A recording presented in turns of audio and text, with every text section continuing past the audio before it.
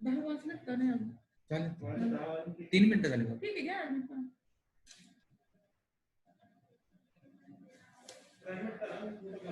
ठीक आहे.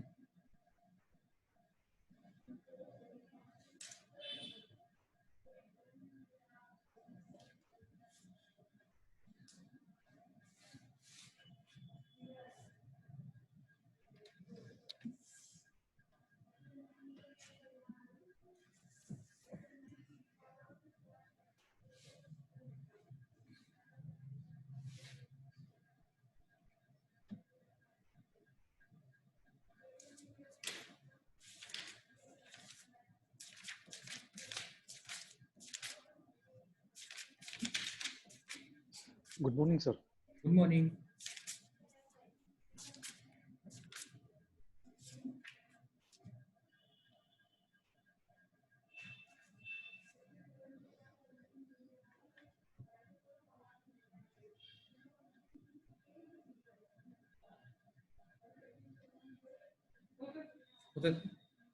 होतात की फक्त सब्जेक्ट बदलला.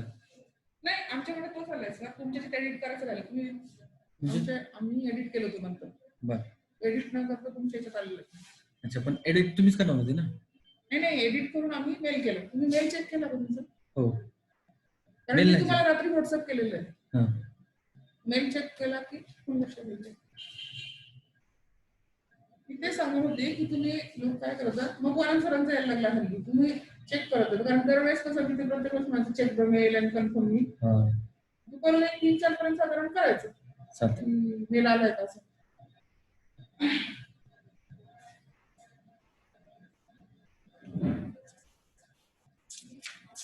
Good morning sir. Good morning. Good morning. Good morning. Good morning. Good morning. आज इंटरप्रिटेशन ऑफ स्टॅट्यूटचं होतं का लेक्चर? आता म्हणजे का चेंज झाले काय टायमिंग? ऍक्च्युली होस्टला पण माहित नाहीये की काय आहे पण मला सांगितलं होतं आज सीपीसीचं आहे त्याच्यामुळे मग मी आलेलो. ठीक आहे. मग इंटरप्रिटेशन ऑफ स्टॅट्यूटचं कधी काय ते होस्ट मॅडम.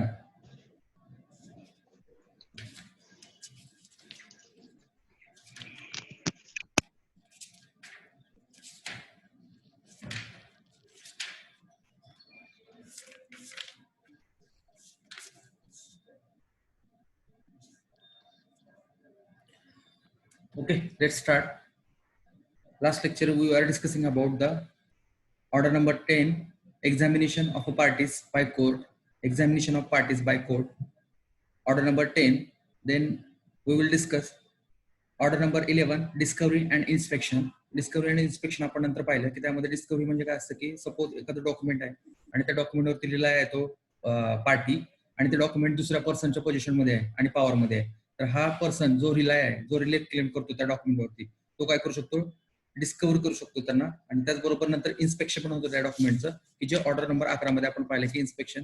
मग हे इन्स्पेक्शन कोण करतं? कोर्ट करतं फर्स्ट हिअरिंगला. ऍट अ फर्स्ट हिअरिंग त्या संदर्भात सर्व आपण रूल्स पाहिलेले होते लास्ट लेक्चरला. त्याच्यानंतर आपण आज पाहणार होतो ऑर्डर नंबर 12 ऍडमिशन्स. की हे ऍडमिशन्स तुम्ही तुमच्या एव्हिडन्स ऍक्ट मध्ये पाहिलेले आहेत. ऍडमिशन्स ह्या ऍडमिशन्स आपण सुरुवातीला आता काय आपण पाहणार आहे हे आता ऑर्डर नंबर 14 हे पाहणार आहेत. आणि त्याच्यानंतर हा ऍडमिशन्स, कारण हा ऍडमिशन आपण नंतर डिस्कस करणार आहात कारण हे झालेलं आहे तुम्हाला ऍडमिशन्स एव्हिडन्स ऍक्ट मध्ये ऑर्डर नंबर 12. पण इथं ह्या सीपीसीच्या अनुषंगाने नंतर ह्याच्यात काही रूल्स आहेत ते पण आपण डिस्कस करणार आहोत. परंतु आता इथं आपण ऑर्डर नंबर 12च्या ऐवजी ऑर्डर नंबर डायरेक्ट 14 पाहतोय. 12 आणि 13 नंतर होऊन पाहू. ठीक आहे, आज स्टार्ट करूया. महत्वाची ऑर्डर आहे ही order number 14. Name of this order settlement of issues. Settlement of issues and determination of a suit on issues and determination of suit on issues of law or on agreed upon. issues agreed upon हे असं मोठं नाव आहे ऑर्डरचं. इथं फक्त लक्षात घ्या की इश्यू संदर्भात ही ऑर्डर आहे असं जनरली लक्षात ठेवा तुम्ही. इश्यू संदर्भात ऑर्डर नंबर 14 आहे. तर इथं आपण फर्स्ट रूल पाहूया. Order 14 rule first, framing of issues. Framing of issues, तर इथे तुम्हाला माहितीच असेल जनरली की एकदा प्लेंटिफ आणि डिफेंडंट दोघं पण अपियर झाले, प्लेंटिफने प्लेंट दिला, डिफेंडंटने रिटर्न स्टेटमेंट दिलं, तर याच्यानंतर पुढची स्टेप असते ती कोर्टाची असतं काम, की ते कोर्ट काय करतं की त्यांच्या जे काय प्लेंटमध्ये आणि रिटर्न स्टेटमेंटमध्ये जे काय त्यांनी प्रपोजिशन दिलेले असतात, जे काय क्लेम केलेले असतात, जे काय त्यांनी अव्हरमेंट्स दिलेले असतात, averments in plaint, averments in return statement, त्या अनुषंगाने हे कोर्ट काय करतं पुढे फ्रेमिंग ऑफ इश्यूज, ही नंतर कोर्टाची स्टेप आहे, कोर्टाचं काम आहे framing of issues. Framing of issues याच्यामध्ये आपण पाहूया rule number 1, framing of issues. Rule 1, issues arises when material proposition of a fact or law is affirmed by one party and denied by other. एक simple plain meaning आहे इश्यूजचं. Issues arise होतात when material proposition, जेव्हा material propositions of a fact, की जे fact सांगितलेले आहेत, preposition सांगितलेले आहेत, जे अव्हरमेंट्स जे क्लेम केलेले आहेत ते फॅक्ट्स जेव्हा सांगितलेले जातात ऑफ फॅक्ट, ते फॅक्ट्स एकतर लॉच्या फॅक्ट्स असतील किंवा ते प्रपोजिशन एकतर फॅक्टचे असतील किंवा लॉचे असतील. प्लेंट आहे, रिटर्न स्टेटमेंट आहे, त्याच्यामध्ये काय केलेलं आहे, प्रपोजिशन केलेलं आहे. मग ते प्रपोजिशन एकतर फॅक्टचे असतील, फॅक्टचे किंवा ते लॉचे असतील. Okay. Affirm by one party, आणि ते प्रपोजिशन अफर्म केलेले जातात, होकार ते सांगितलेले आहेत, ते आहेच, तो राईट आहेच असं एक पार्टी म्हणत असते. एक party affirm by one party, एक पार्टी ती अफर्म आहे, ती तसंच आहे असं क्लेम करत असते. अँड डिनाइड बाय अदर, आणि दुसरी पार्टी म्हणत असते ते तसं नाहीये, डिनाय करत असते दुसरी party. Second rule, material propositions, ते प्लेंट आणि रिटर्न स्टेटमेंट मधले material propositions are those propositions of law, आणि ते जे काय प्रपोजिशन्स आहेत प्लेंट मधले असतील किंवा रिटर्न स्टेटमेंट मधले असतील ते प्रपोजिशन्स ऑफ लॉ, एकतर ते लॉचे असतील किंवा त्या फॅक्ट संदर्भात असतील. जे प्रपोजिशन फॅक्टचे असतील किंवा लॉचे असतील. विच प्लेंटिफ मस्ट अलेज, की ते अलेज केलेले आहेत, प्लेंटिफने ते अलेज केलेले आहेत. In order to show a right, आणि ते त्याचा राईट शो करण्यासाठी, त्या राईट दाखवण्याच्या अनुषंगाने त्यांनी ते क्लेम केलेले असतात, ते शो केलेले असतात. टू सू और डिफेंडंट मस्ट अलेज, किंवा डिफेंडंटने काय केलेलं आहे, must allege in order to continuous his defence, किंवा त्या डिफेंडंटने त्याच्या रिटर्न स्टेटमेंटमध्ये काही अलेज केलेले आहेत. In order to constitute his defence, त्याचा डिफेन्स कॉन्स्टिट्यूट करण्यासाठी, त्याचा डिफेन्स स्टेट करण्यासाठी, सांगण्यासाठी ह्या डिफेंडंटने काही अलिगेशन केलेले असतात. पहा इथे दोन आहेत सिंपल गोष्टी. एक प्लेंटमध्ये प्लेंटिफचे अलिगेशन, रिटर्न स्टेटमेंट मध्ये डिफेंडंटचे अलिगेशन्स, आणि हे मटेरियल प्रपोजिशन्स आहेत, मटेरियल प्रपोजिशन्स. आणि ते material proposition either based on laws, either based on facts, असं सिंपल मिनिंग आहे. Third sub rule, each material proposition, आणि हे दोन्ही मटेरियल प्रपोजिशन प्लेंट मधले प्लेंटिफचे असतील, रिटर्न स्टेटमेंट मधले डिफेंडंटचे असतील. Each material propositions affirm by one party, आणि दोन्ही पार्टी त्याच्या फेवर मधले प्रपोजिशन्स अफर्म करत असते, आहेच असं क्लेम करत असते. अँड डिनाइड बाय अदर, आणि दुसरी पार्टी काय करत असते, डिनाय करत असते. शाल from the subject of distinct issues, आणि त्याच्यामुळे एक डिस्टिंक्ट इश्यू काय होतं तिथं निर्माण होतो. Distinct issue, subject to distinct issue, त्या डिस्टिंक्ट इश्यू संदर्भात एक अफर्मेशन देते, एक डिनाय करते party. Then sub rule fourth, issues are two kinds. हे इश्यूज दोन काइंड्स असतात, इश्यूजचे kinds. Issues of a fact and then issues of a law. Issues of law, हे बघा कोर्ट आहे, आणि ही कोर्ट काय करते, प्लेंट पाहिलेला आहे, रिटर्न स्टेटमेंट पाहिलेला आहे, आणि आता कोर्टाची ड्युटी आहे इश्यूज फ्रेम करायचे. मग इश्यू दोन प्रकारे फ्रेम केले जातात. एक तर ते इश्यूज ऑफ फॅक्ट्स असतील, म्हणजे त्या प्लेंटिफचे प्लेंट मधले, डिफेंडंटच्या डिफेन्स मधले, रिटर्न स्टेटमेंट मधले जे काय फॅक्ट आहेत त्याच्यावरती एक इश्यू असतील, किंवा प्लेंटिफचा प्लेंट मधला लॉ आणि डिफेंडंटच्या डिफेन्स मधला लॉ, त्याच्यावरती issues of law. Okay. Then next fifth, at the first hearing of a suit. First hearing मध्ये suit, court shall after recording the plaint and return statement, court काय करेल, एकतर record करेल, एकतर प्लेंट रेकॉर्ड करेल, return statement record करेल. Any if after examination of rule 2 order 10, 10 मधल्यापैकी जो रूल आहे तो रूल ऍप्लिकेबल करेल. After hearing and parties or their representative, आणि त्या पार्टीची आणि त्याच्या रिस्पेक्टिव्ह प्लीडरची काय होईल, हिअरिंग होईल.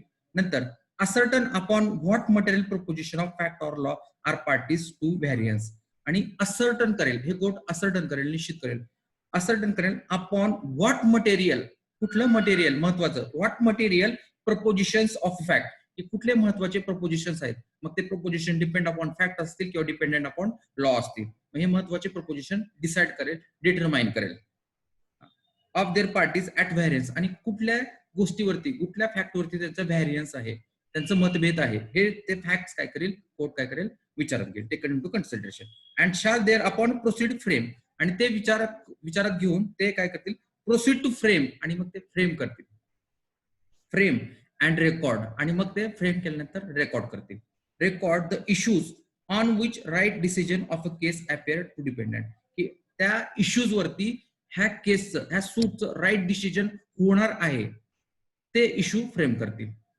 असे इश्यू फ्रेम करतील की ज्या इश्यू वरती राईट डिसिजन कोर्टाला देता येईल असं. Okay, nothing in this rule that the court to frame and record issues where dependent at first hearing of a suit makes no defense. Suppose एखाद्या त्या डिपेंडंटने फर्स्ट हिअरिंगला काही डिफेन्स दिला नाहीये, तर मग त्यावेळेस फर्स्ट हिअरिंगला हे इश्यूज फ्रेम केले जाणार नाहीत. जेव्हा तो डिफेन्स देईल त्याचा, त्यावेळेस मात्र हे इश्यूज काय केले जातील, फ्रेम केले जातील. जोपर्यंत डिफेंडंटचा डिफेन्स म्हणजेच रिटर्न स्टेटमेंट जोपर्यंत येत नाही, तोपर्यंत हे इश्यूज फ्रेम होणार नाही. साहजिकच आहे, जोपर्यंत प्लेंट मध्ये जे काही अवर्मेंट्स आहेत, जे काय अलिगेशन्स आहेत, ते कोर्ट टेकन इनटू कन्सिडरेशन करेल. त्याचबरोबर जोपर्यंत डिफेंडंट त्याचं रिटर्न स्टेटमेंट देत नाही, तोपर्यंत त्याला काय अलिगेशन आहेत किंवा कसा काय डिफेन्स सांगायचा हे कोर्टाला माहित नसणार आहे. त्याच्यामुळे जोपर्यंत तो देत नाहीये डिफेंडंट रिटर्न स्टेटमेंट, तोपर्यंत हे इश्यूज फ्रेम होणार नाही. Then next rule, court to pronounce judgement on all issues. आता हे कोर्ट काय करेल, प्रत्येक गोष्टीवरती, ज्या गोष्टीवरती एका पार्टीचं आहे अफर्मेशन आहे, दुसऱ्या पार्टीचं डिनायल आहे, असे सर्व मुद्दे काय करेल, फ्रेम करेल. मग आता जेवढे इश्यूज फ्रेम केलेले आहेत कोर्टाने, त्या सर्व इश्यूज वरती सेकंड रूल प्रमाणे कोर्ट टू प्रोनाउन्स, कोर्टावरती बंधनकारक आहे, जबाबदारी आहे, pronounce judgement on all issues, जे काय सर्व इश्यूज काढलेले आहेत त्या सर्व इश्यूज वरती काय केलं पाहिजे, कोर्टाने जजमेंट प्रोनाउन्स केलं पाहिजे. ओके, ते सांगितलेलं आहे that the court shall subject to provision of sub rule to pronounce judgement in all issues. जे सर्व इश्यूज काढलेले त्या सर्व इश्यूज संदर्भात काय केलं पाहिजे, कोर्टाने जजमेंट प्रोनाउन्स केलं पाहिजे. Where issues of both law and fact. Suppose एक केस आहे, एक सिव्हिल सूट आहे, सिव्हिल सूट मध्ये क्वेश्चन आहे, इश्यूज आहे, क्वेश्चन ऑफ किंवा इश्यूज ऑफ लॉ आहे आणि इश्यूज ऑफ फॅक्ट पण आहे. Alright, same suit. The court is opinion that case any party thereof may dispose of a issues of law. एक सिव्हिल सूट आहे आणि सिव्हिल सूट मध्ये दोन प्रकारचे इश्यू आलेले आहेत. एक इश्यू ऑफ फॅक्ट पण आलेला आहे, इश्यू ऑफ लॉ मध्ये आलेला, इश्यू ऑफ लॉ पण आलेला आहे. मग इथं कोर्टाला बंधनकारक आहे की जो पहिल्यांदा इश्यू ऑफ लॉ आहे, इश्यू ऑफ लॉ तो काय केला पाहिजे, पहिल्यांदा डिस्पोज ऑफ केला पाहिजे. Issue of law is firstly disposed by that court, issue of law, आणि मग नंतर इश्यू ऑफ फॅक्ट आहे, इश्यू ऑफ फॅक्ट नंतर डिस्पोज ऑफ करायचा, परंतु जो इश्यू ऑफ लॉ आहे त्याला महत्व द्यायचं आहे. As the case may be part there disposed by issue of law only and it may try the issue first if the issue relates to. मग आता हे जे इश्यूज आहेत इश्यू ऑफ लॉ कशा संदर्भात असतील हे सांगितलेलं आहे. तो इश्यू असेल पहा, इश्यू ऑफ लॉ कशा संदर्भात असेल, the jurisdiction of a court. असा इश्यू अराईज झालेला आहे की ह्या कोर्टाला हा सिव्हिल सूट चालवण्याचं ज्युरिडिक्शन आहे की नाही, हा इश्यू अराईज झालेला आहे. मग तो इश्यू पहिल्यांदा कोर्ट काय करेल, सॉल्व्ह करेल किंवा तो डिस्पोज ऑफ करेल तो इश्यू. कारण कोर्टाला ज्युरिडिक्शन आहे का नाही हे मुळातच ठरवणं हे सर्वात प्रथम गरजेचं आहे. नंतर फॅक्ट नंतर इश्यूज ऑफ फॅक्ट नंतर डिसाईड केलं तरी चालतील, परंतु कोर्टाला ज्युरिडिक्शन आहे का नाही हे, जर कोर्टाच्या ज्युरिडिक्शन संदर्भात क्वेश्चन अराईज झाला असेल, कोर्टाच्या ज्युरिडिक्शनच्या संदर्भात जर इश्यू अराईज झाला असेल, तर पहिल्यांदा ते इश्यू आहे तो इश्यू डिस्पोज ऑफ केला जाईल. Second, bar to suit created by any law for the time being in a force. किंवा असा इश्यू अराईज झालेला आहे की तो जो सूट आहे तो सूट बार आहे की नाही time being a force of law, एक सध्या प्रचलित एक लॉ आहे आणि त्या लॉनी तो सूट बार केलेला आहे. मग असा इश्यू अर्ज झालाय की तो जो लॉ आहे तो त्या सूटला ऍप्लिकेबल आहे का नाही. मग तो लॉ त्या लॉ नुसार तो सूट बार आहे का नाही हे डिसाईड करायचं सर्वात प्रथम गरजेचं आहे. म्हणून पहिल्यांदा काय करेल कोर्ट, इश्यू ऑफ लॉ काय करेल, डिस्पोज ऑफ करेल. दोन सांगितल्या मी गोष्टी इश्यू ऑफ लॉ मध्ये. एक तर ज्युरिडिक्शन संदर्भात कोर्टाला ज्युरिडिक्शन आहे का नाही, तो इश्यू ऑफ लॉ तो पहिल्यांदा डिस्पोज ऑफ करेल कोर्ट. आणि सेकंड की तो suit barred by law, any law त्यांनी बिंग इन फोर्स, आता सध्या प्रचलित असलेल्या लॉनी तो सूट बार केलेला आहे का नाही हे सर्वात प्रथम ठरवेल. ओके. आणि नंतर मग पुढे पहा, for this purpose it may think postpone the settlement of other issues. आणि हे ठरवण्याकरता जे अदर इश्यूज आहेत ते काय करतील, पोस्टपोनमेंट होतील, ते नंतर ठरवले जातील. सुरुवातीला काय हे इश्यूज काय केले जातील, डिसाइड केले जातील, डिस्पोज ऑफ केले जातील. Then third rule, material from which issue may be frame. आता मटेरियल्स की प्लेंट मधलं कुठलं मटेरियल्स आणि रिटर्न स्टेटमेंट मधलं कुठलं मटेरियल्स की त्याच्यावरती इश्यू फ्रेम केले जातात. Materials from which issue may be framed. The court may frame issues from all or any of the following materials. Court काय करते, खालील सांगितल्यापैकी सर्व किंवा काही गोष्टीवरती इश्यू फ्रेम करेल. फर्स्ट आहे allegation made on oath by parties. ज्या पार्टीज आहेत, प्लेंटिफ आहे आणि डिफेंडंट आहे, आणि त्यांनी जे काय ॲलिगेशन केलेलं आहे आणि ते ॲलिगेशन कसं केलेलं आहे, ऑन ओथ शपथपत्रावर, or by any person present on their behalf, किंवा त्यांच्या वतीने दुसरा कुठलाही पर्सन प्रेझेंट झालेला आहे आणि त्यांनी ॲलिगेशन केलेलं आहे. Or made by the pleaders of such parties, किंवा त्याच्या प्लीडरने, त्या पर्सनच्या प्लीडरने काही ते ॲलिगेशन केलेले आहेत, तर त्याच्यावरती हे काय केले जातील, इश्यूज फ्रेम केले जातील. जे काय ॲलिगेशन, एकतर पहा इथं किती कोण सांगितलं, एकतर पार्टीजने त्यांच्या ओथ वरती सांगितलं असेल त्याच्यावरती इश्यू फ्रेम केले जातील, किंवा पर्सन प्रेझेंट ऑन बिहाफ, किंवा असा पर्सन की त्या पार्टीच्या बिहाफवरती तो प्रेझेंट आहे, किंवा प्लीडर्स ऑफ सच पार्टी, किंवा प्लीडरचं जे काय ॲलिगेशन असेल त्याच्यावरती हे इश्यूज काय केले जातील, फ्रेम केले जातील. सेकंड आहे allegations made in a pleading or answer to interrogatories delivered in a suit. जे काय ॲलिगेशन्स केलेले आहेत, allegations made in a pleadings मध्ये, मग प्लीडिंगची आपण डेफिनेशन पाहिली होती की pleading include both plaint and return statement. मग रिटर्न स्टेटमेंट मध्ये ॲलिगेशन, प्लेंट मधले ॲलिगेशन, आणि ह्या दोघांमधले जे काय ॲलिगेशन्स आहेत त्यावरती हे इश्यूज फ्रेम केले जातील. आणि कोण फ्रेम करतं, कोर्ट फ्रेम करतं. Answer and to be interrogatories delivered in a suit. आणि जे काय आपण इंट्रॉगेटरीचा जो पार्ट ऑर्डर पाहिली, लास्टची ऑर्डर, त्याच्यामध्ये जर इंट्रॉगेटिव्ह मध्ये काही क्वेश्चन एका पार्टीने दुसऱ्या पार्टीला दिले आणि दुसऱ्या पार्टीने जर काही सपोज त्याला आन्सर दिले आणि त्या आन्सरवरती मटेरियल काही एक क्लेम करतो आणि दुसरा डिनाय करतो, एक असर्टन करतो, एक डिनाय करतो, ते जर मटेरियल प्रपोजिशन झालं तर त्याच्यावरती पण इश्यू फ्रेम केले जातात. Then content of document produce either party. जे काय डॉक्युमेंट प्रोड्यूस करताय पार्टी, मग प्लेंटिफ असेल किंवा डिपेंडंट असेल, हे काय करते पार्टीज. कंटेंट ऑफ डॉक्युमेंट, जे काय डॉक्युमेंट, कंटेंट ऑफ डॉक्युमेंट, जे काय डॉक्युमेंट प्रोड्यूस केलेलं आहे, सादर केलेलं आहे, त्या डॉक्युमेंट मध्ये जे काय कंटेंट आहे त्या कंटेंट वरती पण कोर्ट काय करू शकतं, हे जे काय इश्यूज आहेत ते इश्यूज फ्रेम करू शकतं. देन फोर्थ रूल, कोर्ट मे एक्झामाइन विटनेस और डॉक्युमेंट बिफोर फ्रेमिंग इश्यूज. आता इथं कोर्टाला एक या रूल प्रमाणे एक पॉवर दिलेली आहे. कोर्ट मे एक्झामाइन विटनेसेस, कोर्ट काय करतं, एक्झामाइन विटनेस करू शकतं. कोर्ट मे एक्झामाइन विटनेसेस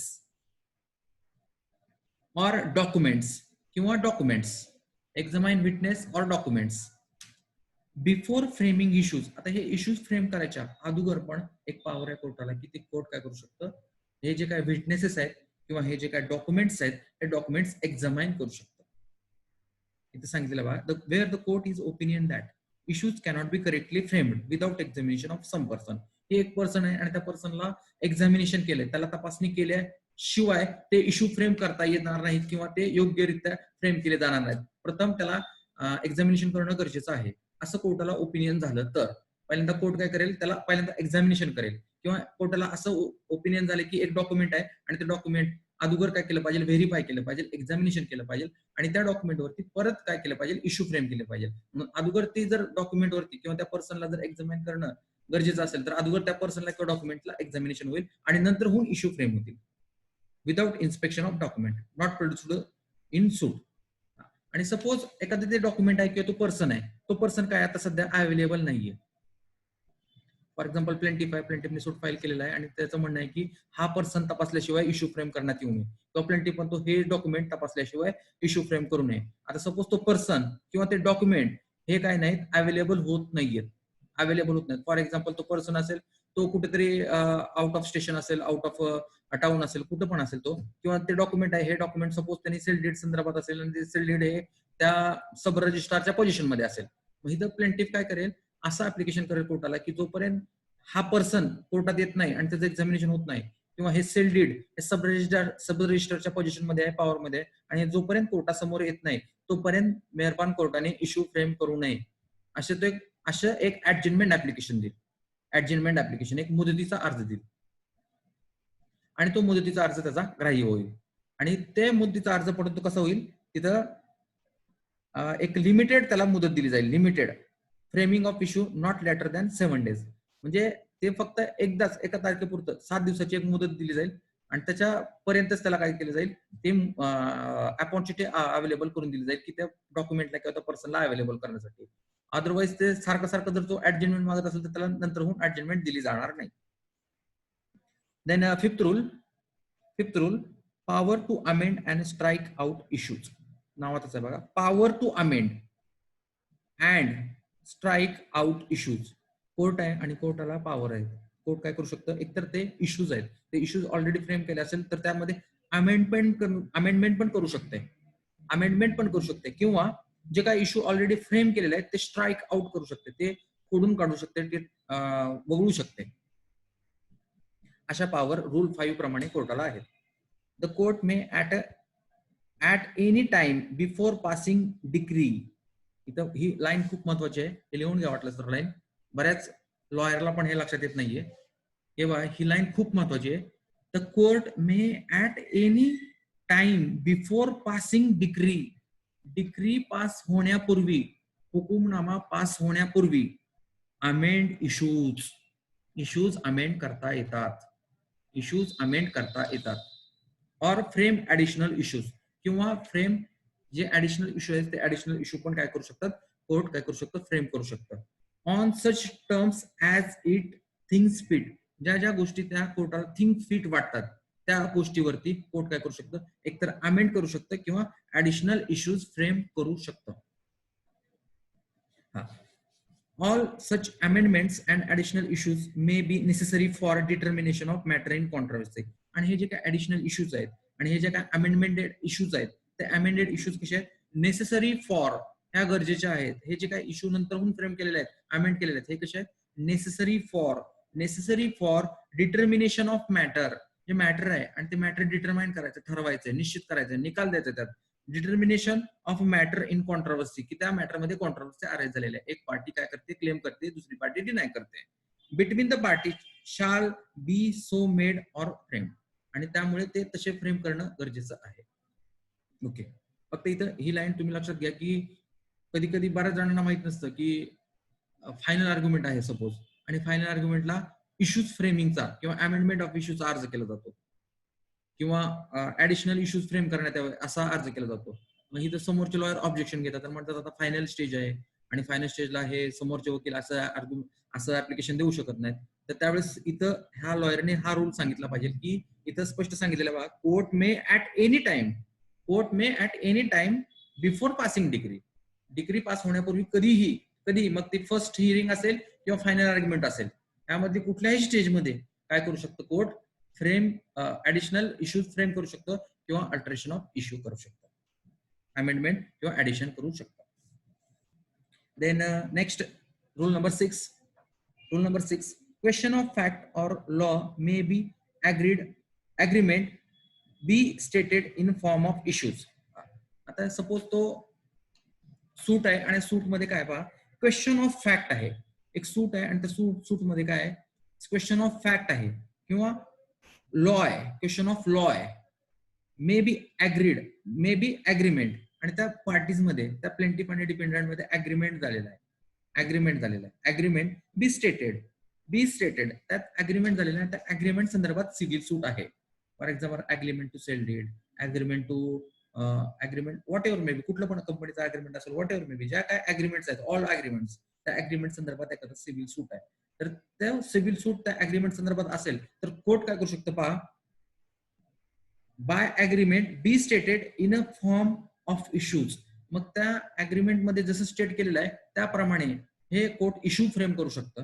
आणि जसं फॉर एक्झाम्पल की सिव्हिल सूट आहे आणि सिव्हिल सूट मध्ये प्लेंटिफ आणि डिपेंडेंट यांच्यामध्ये अग्रीमेंट झालेलं आहे आणि ते अग्रीमेंट मध्ये कंटेंट आहेत आणि अग्रीमेंट मध्ये इथं सांगितलेलं आहे की हा प्लेंटिफने पैसे घेतलेले आहेत आणि ते त्याची जमीन देणार आहे, असं सपोज सर्व टर्म्स अँड कंडिशन दिलेले आहेत. मग हे इश्यू फ्रेम करत असताना जसं अग्रीमेंट मध्ये सांगितलेलं होतं तशाच प्रकारे हे कोर्ट काय करू शकतं, तशाच प्रकारे जसं अग्रीमेंट मध्ये स्टेट केलं होतं तशाच प्रकारे कोर्ट पण काय करू शकतं, हे जे काय इश्यूज आहेत तसेच फ्रेम करू शकतात.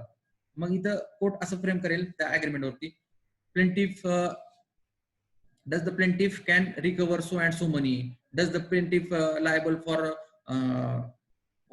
oblige this agreement, does the plaintiff can acquire so and so money, असे जे काय अग्रीमेंट मध्ये टर्म्स कंडिशन आहेत त्या प्रकारेच इश्यू पण फ्रेम केले जातील. थोडंच फक्त लक्षात ठेवा इथं ते सांगितलं, where the parties to suit agreed as to question of fact or law. Parties agreed आहे, अग्रीमेंट झालेला आहे आणि तो अग्रीमेंट कसं असेल, क्वेश्चन ऑफ फॅक्ट असेल, क्वेश्चन ऑफ लॉ असेल. बी डिसाइडेड बिटवीन देम, जसं डिसाइड झालेलं आहे. The state the same in form of issues, मग तसं जे सांगितलं त्याच फॉर्म मध्ये इश्यू पण अराइज केले जाते, इश्यू पण फ्रेम केले जाते. जसं त्यांच्या अग्रीमेंट मध्ये होतं तशाच फॉर्म मध्ये इश्यू पण फ्रेम केले जातील. And enter into the agreement in writing, जसं अग्रीमेंट मध्ये एंटर केलं होतं तसंच इथं इश्यू मध्ये पण रायटिंग एंटर केलं जाईल रायटिंग मध्ये. Upon the finding of a court, आणि त्याच्यावरती कोर्ट निकाल देईल. Finding of a court in affirmative or negative, आणि एकतर तो निकाल कसा असेल, म्हणजे इश्यू फ्रेम केला असेल बघा, एकतर अफर्मेटिव्ह होकारार्थी किंवा नकारार्थी. जेव्हा आपण आपलं कॉलेज चालू होईल तेव्हा मी तुम्हाला एक हुकुमनाम्याची प्रत दाखवतो, हुकुमनामा, त्याच्यामध्ये काय केलेलं असतं, हे इश्यू फ्रेम केलेले असतात. इश्यू फ्रेम केलेले असतात ना, असे असतात, एका साईडला सर्व इश्यूज असतात की वादी सदर दाव्यामध्ये सो अँड सो रिलीफ मागवण्यास पात्र आहे का, आणि त्या साईडला असतात पॉइंट फॉर डिटर्मिनेशन, हो येस ऑर नो, हो करार्थी नकारार्थी. मग इथे जर त्यांनी प्रूव्ह करून दाखवलं असेल तर हो करार्थी येतं, मग तिथे जज काय करतील, येस म्हणतील. आणि सपोज त्यांनी प्रूव्ह करून नाही दाखवलं तर तिथे नो म्हणतील. त्याचबरोबर so and so relief claimed by whether the plaintiff is liable to get recover the damages from plaintiff defendant, असं जर असाल एक इश्यू तर तिथं पुढे असतं हो करार्थी म्हणजे अफर्मेटिव्ह निगेटिव्ह, मग इन अफर्मेटिव्ह इन निगेटिव्ह असं त्यांचं ऑर्डर असते. त्या ऑर्डर मध्ये असं सांगितलेलं असतं बघा इथं, एक तर ते अफर्मेटिव्ह असेल किंवा निगेटिव्ह असेल त्या इश्यू मध्ये, इश्यूच्याच पुढं हो नाही असं असतं, हो नाही, हो नाही. आता सपोज ती जी काय सूट, ते जे काय इश्यूज आहेत ते इश्यूज जर सपोज सम मनी सूट संदर्भात असतील फॉर एक्झाम्पल, तर हे बघा sum money specified in agreement ascertain by court. त्या अग्रीमेंट मध्ये जर सपोज सर्टन सम असेल तर त्या इश्यू मध्ये पण ती सर्टन सम